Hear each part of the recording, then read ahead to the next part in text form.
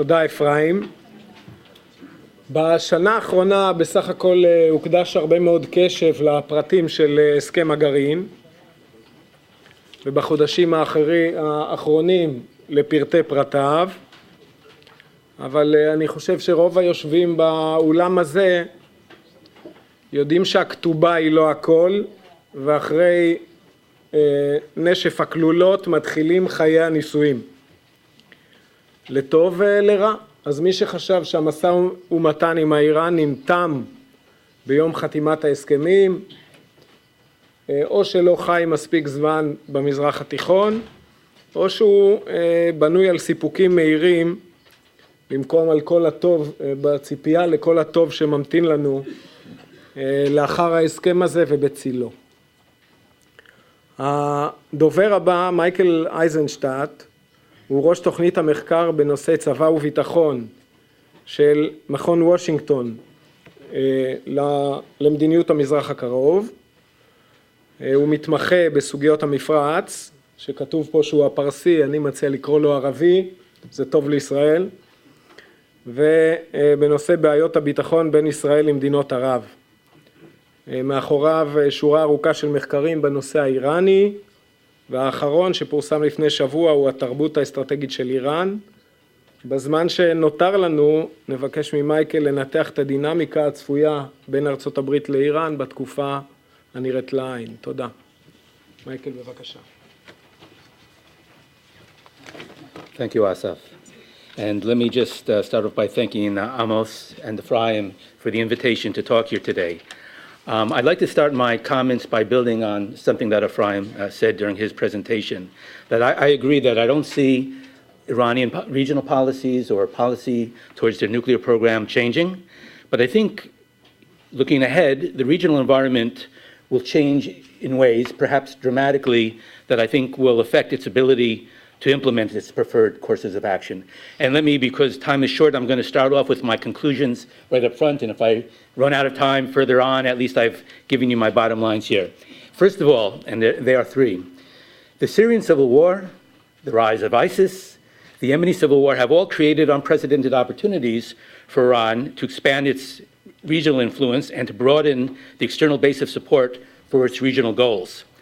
But I think that it's more or less reached the natural limits of its regional influence, at least for now.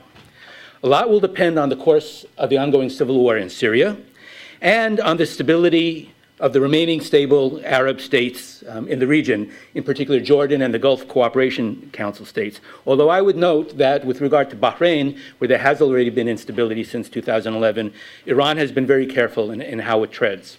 So even if there is in the future greater instability in the Gulf, it's not clear to me exactly how Iran's going to play this. Secondly, most U.S. presidential candidates are calling for a different U.S. policy towards Syria and Iran, and assuming they act on their campaign promises, this will almost certainly, the policies that they are advocating, except for, Bernie Sanders and Rand Paul, all the others are calling for a much more active U.S. policy vis-a-vis Syria and Tehran, and the policies that they're calling for will almost certainly create friction and the potential for conflict with Tehran and perhaps even Moscow. So I would say that actually the high point in U.S.-Iran relations was probably on July 14th, the day that the nuclear agreement was signed, and going forward, things will more or less remain the same, but I think with the new administration, I think things are likely to go downhill. And that leads me to my next conclusion, and the final one. There will almost certainly be implementation challenges with regard to the nuclear deal, but all parties have a major interest in seeing the agreement survive at least through January 17, 2017. So the Obama administration can leave office with its prized foreign policy achievement intact, and Iran could receive its frozen funds. But beyond that, the future of the deal is uncertain, and I don't assume that it will last its projected lifespan. And I would also say that keep in mind the Obama administration policy has been to separate nuclear issues and regional issues.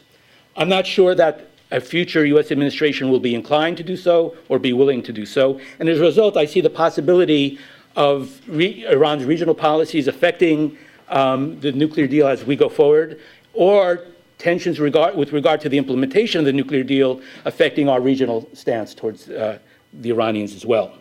Okay, so let me just, in looking forward, let me just look back a little bit and note that Iran's regional stature or regional status has experienced 3 dramatic reversals of fortune in recent years. I think it's worth remembering that at the beginning of the Arab Spring, Iran was seen as the big winner, mainly because of the overthrow of 2 key U.S. allies, Ben Ali in Tunisia and Mubarak in Egypt. And in accordance with the idea being that America's losses is Iran's gain. And plus, Iran also spun the developments in the region as a manifestation of what they called an Islamic awakening or a belated response to Iran's Islamic revolution. So at the beginning, everybody thought that Iran was the big winner for the first couple of months of the Arab Spring. But with the outbreak of unrest in Bahrain in March of 2011, and then Syria's descent into civil war and Iran's intervention there, we saw a dramatic reversal of Iran's stature in the region.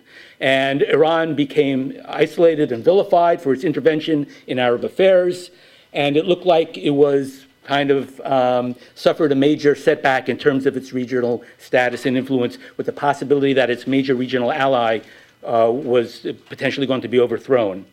But as a result of Iran's success in ensuring the survival of the Assad regime through the intervention of Hezbollah and Iranian forces, and its own success in expanding its own regional influence, they are now projecting, and I think to some extent rightfully so, this perception of Iran as an ascendant power.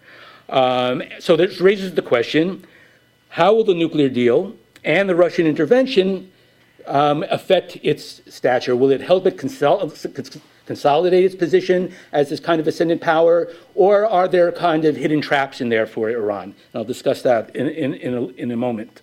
But I think it's worth noting that in the last few years, Iran has gone from a country that feared strategic encirclement by the United States in the wake of the American invasion of Iraq and Afghanistan, to one that is practicing encirclement of the Gulf states in Israel. It has gone from a strategically lonely power to the leader of the region's most cohesive axis, the so-called axis of resistance, although I would note again, its major regional ally, Syria, is really a weak and dependent rump state now.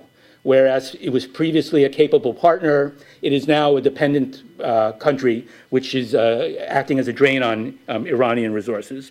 And Russia's involvement in Syria also raises questions about, it's not clear in the long run whether Russia's involvement in Syria is a net gain or loss for Iran. Clearly in the near term it has been a gain, and they look like they're reading from the same sheet of music, but I would say that in the long term there are the potential for conflicts of interest there to come to the fore. And then finally, Iran has gone from being a nuclear rogue state to a nuclear threshold state whose status as such has been confirmed and legitimized by the leading members of the international community.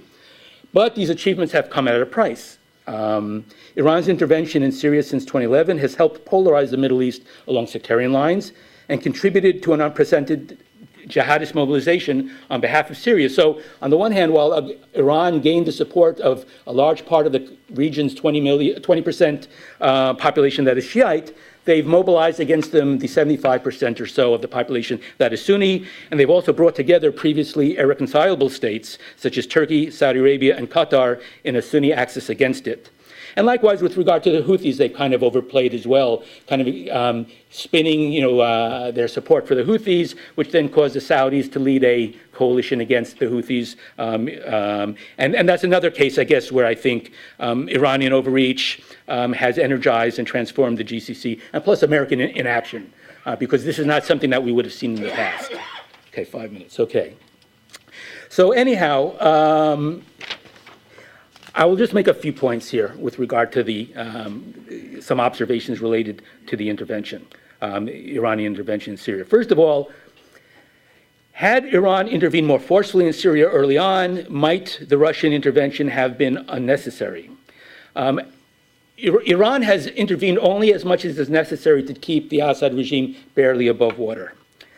And I think it's worth noting that the reports are, at least in the Israeli media, that Iran has 1,500 or 2,000 Rev Guard soldiers in Syria. That's out of a force of more than 100,000 Rev Guard. So Iran's preferred course of action is to get others to do the heavy lifting. So they've relied on this, they've created this international, transnational Shiite network, or I call them Iran's Foreign Legion, consisting of Shiite militias from Iraq and Afghanistan and Pakistan to do the heavy lifting. And they've even succeeded in mobilizing the Russians to do this, although the Russians acted, I think, in Syria for their own reasons. But again, this creates all the potential for problems in the future as Iran's losses mount, as Ephraim mentioned. Hezbollah has suffered heavy losses, and their ability to give more is questionable, or at least it will come at a price. And the Russians there might be a limit on what the Russians are willing to do in Syria, which potentially could cause, again, like I said, dilemmas for Iran, and it might impose constraints on their ability to achieve their optimal objectives in Syria. And then what we see is also a paradox, because on the one hand, while Iran has been strategically risk-averse, only intervening to the degree necessary or absolutely necessary with its own people and using proxies when possible, tactically they are very forward-leaning, and they're taking heavy losses. And that's just something else that I would note. And then finally, I raised the questions about the cohesion of the axis of resistance. How long are we likely to see the alignment of interest between Syria and Russia to last? Potential differences between Syria and Russia with regard to their commitment to the Assad regime and with regard to strategy in Syria, and Iran's ability to pursue its own agenda in Syria. For instance, last February, I think there was an offensive in the Golan involving IRGC, Syrian army, Hezbollah, in order to create a base of operations for proxies against Israel. Well, with the Russians in Syria, I think the Russians might say, if the Iranians were to try to propose something like that again, our focus is on Idlib and Halab, Aleppo and Homs, and what are you doing in the south? And don't expect us to support that while we're fighting for our lives and for the regime's life in the north. Let me just wrap up by making a few comments about the next U.S. administration. Like I said before, I think they're likely to, whoever's elected, unless it's Bernie Sanders or Rand Paul, which seems unlikely, to pursue more assertive policies towards Syria and Iran, especially if the U.S. homeland is targeted by ISIS. There'll be broad support for that.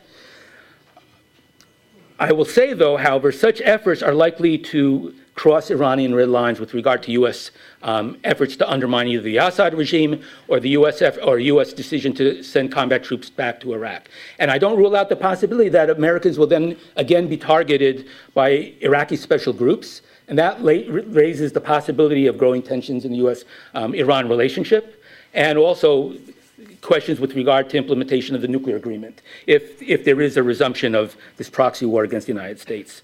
Also, the next American president will want to be seen as the un-Obama. We've seen this in every administration. They want to differentiate themselves from the previous administration. So again, I think that's another reason why I think the next administration will likely pursue a more proactive policy with regard to Syria and Iran. And then finally, the U.S. return to the region creates the potential for friction and miscalculation. There's this empty house that the U.S. used to inhabit that has now been filled by the Iranians and the Russians, and when we try to move back in, the current residents are not necessarily going to welcome that, and as a result, I see the potential for a miscalculation there. And then finally, with regard to the nuclear deal, because I haven't really touched on that, but I think it's important, and I guess I'm down to one or so minute. There's a lot of ambiguity in the nuclear accord, and a lot of how it goes will depend on how the Iranians and the United States implement these areas of ambiguity. There's the issue of Iran's red lines with regard to the possible military dimensions file. They said they will not implement aspects of the agreement unless they get a clean slate, and it remains to be seen whether that will actually be the case.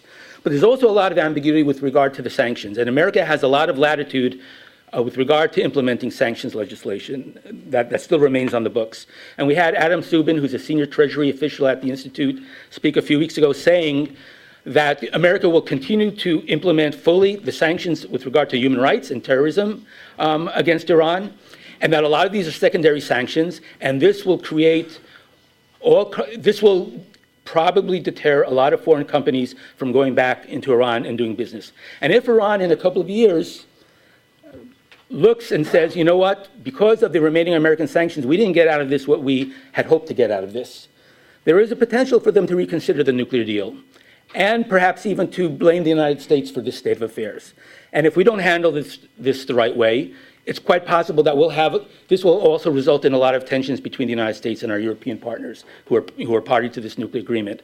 So I just would like to say that don't assume there's a lot of murkiness with regard to the nuclear agreement and how it will be implemented, and it might be implemented by the U.S. government in a way that Iran will be able to state that they didn't get what was promised out of this and will cause them to reconsider. So in concluding, I'll just say, I think as a result of the events of the Arab Spring and Iran's efforts to create broad range of contacts in Iraqi society with these Shiite militias and Syria with the National Defense Forces and the militias they've created there, they have established the basis for long-term influence in the Levant.